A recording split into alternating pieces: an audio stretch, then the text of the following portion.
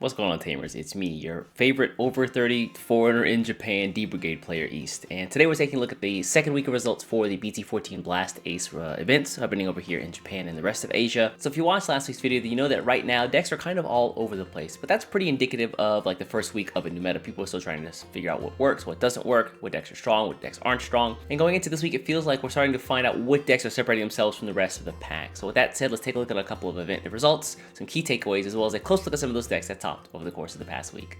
So hopping right into our results, leading the pack for the second week in a row is going to be the Greymon Gang here with exactly 10 wins over the course of the past week. I want to say that Greymon might look strong here, but I think that this might be a little bit misleading. Now, make no mistake, Greymon is a strong deck. It will beat your ass. However, I think that because the bulk of the Evo Cups that are happening right now, the Evolution Cups that are happening in Japan, are at the start of this new set, this might be a familiarity pick for a lot of players. Again, you're just comfortable with Greymon, you've seen it for a long time, you know how to pilot it, there's not a lot of big changes you need to make. Meanwhile, other players out there are playing these brand new decks, not really experienced in matchups, trying to kind of figure out things as they go. Greymon might just be the comfort pick. Another reason Greymon might look strong here is because so many other decks right now are just fighting for viability. There are so many decks in like the viable pool right now that it's hard to just wrap your head around ones that have really good matchups against most stuff out there. And so while this prediction might be a little bit optimistic or pessimistic, I don't know, depending on what side of the Greymon gang you are, I expect to see other decks either rise to the level of Greymon or Greymon drop to the level of other decks out there. And as we move down the list, we see the brand new Sons of Chaos or Fenrir Lugomon deck trailing right behind Greymon. This deck has incredible burst potential, incredible OTK potential. Just getting there and setting up, I think, is kind of the difficult part. And I think people are still trying to figure out what version of this deck to run, either a version that's focused on discarding cards from your hand, or a version that's focused on discarding cards from the top of your deck. And so in the coming weeks, it'll be interesting to see where Fenrir Lugomon lands, because there is two different styles of the deck right now. So once they figure out which style is best, they can start to focus and optimize on that deck specifically. And then just below that are lots of decks we've seen from before with a couple of small changes. Again, we've got Bloom Quartz. We took a look at a deck list from Bloom Quartz last week. Mirage Galgamon has access to the new Zudomon Ace card. Pretty much every blue deck here just adds Zudomon Ace in and just gets way better as a result. We see Shine Greymon here starting to use some of the new Patamon and Vaccine cards. I played a couple of locals this week where lots of people were running like Shine Greymon with like a Patamon lower end, and as well as like the option card Messenger of Hope. And that just makes basically every level at the deck, they can Digivolve for one cost, which is insane and makes the deck way faster. And then Blue Flare, like I said before, all blue decks basically just slot in Zudomon Ace and get better as a result, and Blue Flare is no exception. This deck, because it focuses specifically on level 4 cards, the Zudomon Ace is a fantastic pickup for this deck. And then rounding out the champion level is going to be my favorite deck to play right now, and that's going to be D-Brigade or Digipolice. Now, this deck in the past was very aggressive, very like hyper offensive focused, and you kind of turn your brain off and just kind of go, go, go, go, go. But now, with the addition of the new DCD Bomb card, and the new Missimon Digi-Egg, you can now stack your deck, and trying to figure out how to stack your deck to get all of your effects to go off in the right order and how to play in your turns is really important now. So it really feels like this deck has become more of a thinking man's deck, which is really fun to play. Then as we drop down to the rookie level, there's a lot of decks that I kind of expect to see at this level. Chaos Dramon, Machine Dramon are here, Hunters. Thanks to all the folks who commented last week. I've created the new Setcon icon, and that's going to be just the security icon at the bottom of option cards. Thanks for all the folks who recommended this one. I appreciate you guys. And then Ulforce Digimon is here as well. Now, Ulforce didn't get a lot of wins last week, but the wins that it did get were in pretty competitive environments. And so I want to take a close look at this deck because there's some really cool building strategies that we haven't seen before. Also, despite the nerf, Beelzemon is still here. Things like Crossheart as well. And then the one pick I think is maybe underperforming for me is the Patamon deck. I've talked to some friends about this deck a little bit. I've played against it a little bit, and it feels like this deck is very strong, but the results just aren't there. Maybe that's because people don't want to play this kind of deck. It's like a no fun deck. It's pretty close to security control, being able to recover a ton, and you can get rid of some pretty nasty threats on board. And then with the addition of things like Ruin Mode or Death Exmon, the deck becomes like really toxic. Yeah, in the coming weeks, I think this is a deck that I would keep my eye on to see if it starts to rise, because I definitely think it's better than the results show right now. And then rounding out the bottom of this list, things like Beelstar, Belphomon, Dark Imperial Dramon made another appearance, as well as Diabortomon, Gallantmon. Grandis Kawagamon actually won this pretty large-scale team event as part of a 3-man team, which was interesting to see because I expected this deck to be fully dead, but it seems that that might not be the case. I decided to make a new archetype here that are the Guillemon decks that are focused on decking out your opponent. In Japan, they're called LO, which is like library out. I don't know if that really sounds strange or not in English, but I don't want to say deck out deck because that just sounds stupid. So if you guys have a better name for this archetype where you want to basically deck out your opponent, let me know in the comments below. Also, things like Jesmon, Mastodon, Red Hybrid is back for folks who were like, where did the deck go? Here it is. Rosemon, as well as Source Stripping Blue. I'm not really sure how to categorize this deck. There's lots of different builds all over the place, so for now I'm just going to put Gomamon down there. And then Magnamon with the Vmon Armor Rush. I gotta say, right now the game feels like it's in such a fun place. Every color has at least 2 decks that seem viable right now. And so we have a ton of different options no matter what you like to play, whether it's aggressive, control, mid-range, and what color you want to play. I feel like there's a deck out there for you. Honestly, it just feels like a really great time to be a Digimon player. So now let's take a close look at some of the decks that topped last week. The first one is going to be War Greymon. I think the addition of the new Agumon card has been a staple for this deck, a basically guaranteed add-in. The ratios here, I feel from every deck I've seen have been a little bit different though.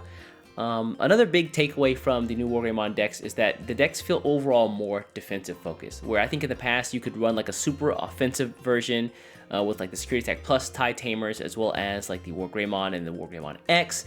It now feels like more folks are focusing on, you know, the Black War Greymon to get rid of Tamers and Digimon on board, especially the level 4s, because they can potentially evolve into an Ace card, and that could be really problematic for you.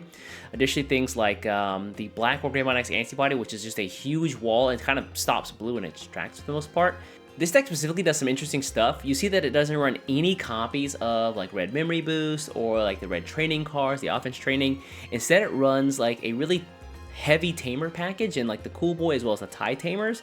And then to get those guys out, it focuses on the EX1 Agumon and Greymon cards. You get to play those cards either for free or to search them out really quickly. In the past, it really feels like the BT9 Black-Red Metal Greymon kind of got phased out. The effect wasn't that great. You could Digivolve for cheaper with the new BT12 Metal Greymon, but it feels like it's starting to make a comeback just because D-Digivolve right now is such a strong mechanic. Another surprise for me looking at this deck is that I think that most folks run a 4-4 package as far as like Metal Greymon and the Metal Greymon X Antibody is concerned. This one, very different skew here. Mostly the Metal Greymons and just 2 X Antibodies, I guess, for whatever situation arises here. Whether you want to be more offensive focused with the regular X Antibody or the more defensive variant, which is the newer, I think, BT12 one, to help you stay on board a little bit longer and prevent some of your opponent's effects from taking him out. And then, yeah, again, the defensive skew here when we're looking at the Tamers, all of the 3-cost high Tamers to give you one of your Digimon blocker, as well as the Redirect Tamer, who's also minimum memory 3. So like I said before, Greymon still strong as ever. The addition of the new Agumon card is a included staple for the deck now. This card is so good. With this and I think it's like the BT5 or the BT6 Greymon here, you get the free Digivolve off of the Agumon, and then you get the +1 from the Greymon, which means you actually gain memory from Digivolving in this case. And then for folks wondering, at the top end here for the level 6s, it's 1 Black War Greymon, kind of hard to see I know, 2 Black War Greymon X Antibodies, and then 1 Gaiomon. Again, I've seen other decks run upwards of like 7 level 6s, but it seems like this one is really focused and they feel like they can just find what they need based off of either the searching for the deck with like the Cool Boys or the Agumon cards, and then the rest of it they can just kind of fill in with the card draw. So continuing the trend of the Greymon game, we're going to focus to the blue version of Greymon, and that's going to be Blue Flare.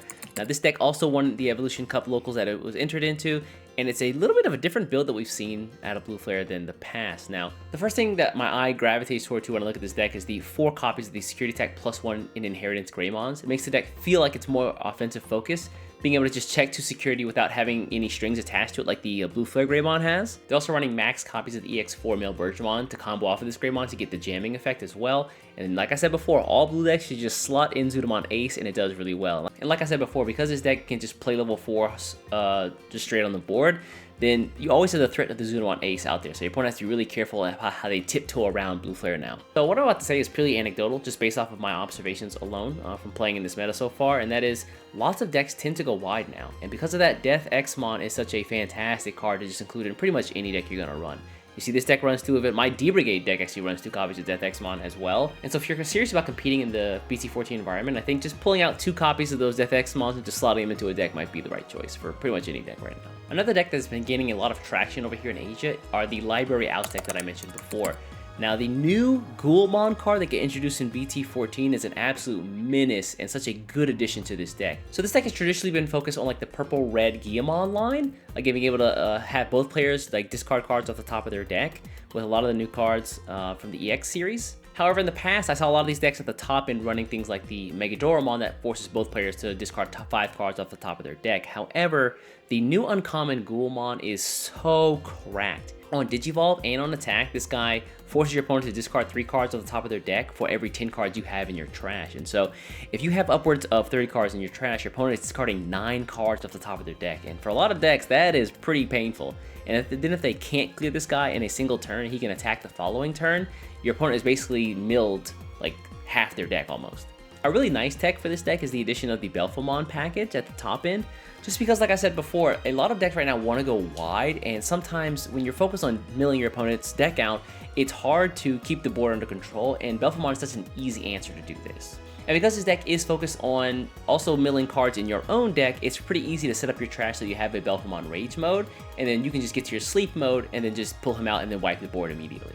Although the Megalo Greymon here and the Black Greymon here do allow you to pull cards back from the trash, they're mostly Guillemon focused cards only, so the addition of Rivals Barrage here allowing you to pull pretty much any Digimon back, especially your sleep modes if you have them there, is a really good addition to the deck as well. So I just mentioned that Death Exmon was a pretty good card, a good tech card to include in your deck just to get rid of wide boards and punish your opponent for going too wide during the course of a game. And I think another card that does that really well is actually going to be Shine Greymon Ruin mode. This card is actually incredibly hard to find right now because it's so good in lots of decks. And the last card I want to point out here is going to be the one copy of the Gallantmon here from BT14. This guy is just a fantastic card to just pull out whenever you need to get rid of something on your opponent's side of the board, either really small or really big. And because this guy's effect allows him to reduce his own cost based on how many cards are in both players' trash, and the rest of the deck basically sets up you and your opponent's trash, he's typically going to be pretty cheap to get out. And so the last deck we're going to take a look at today is going to be the Ulforce Digimon deck that I mentioned before. This one gets a lot of really cool bonuses off of the source stripping blue cards that were introduced in BT14 that might not be readily apparent at first glance. For example, we've got 4 copies of Pokemon, who basically gives your Digimon jamming if it has more sources than any of your opponent's Digimon on the board. This means that your Ulforce Digimon can swing on your opponent's security without having to worry about dying from really big Digimon in the case of something like a Royal Knights deck. It's hard to see here, but they also have 3 copies of the EX1 Gabumon to combo right along with the Runamon, the level 4s. So this is such a smart tech that I'm kind of kicking myself for never thinking about before, but you can use the Runamon here and Digivolve off of one of your Tamers and then slot in one of the Gabumon underneath it.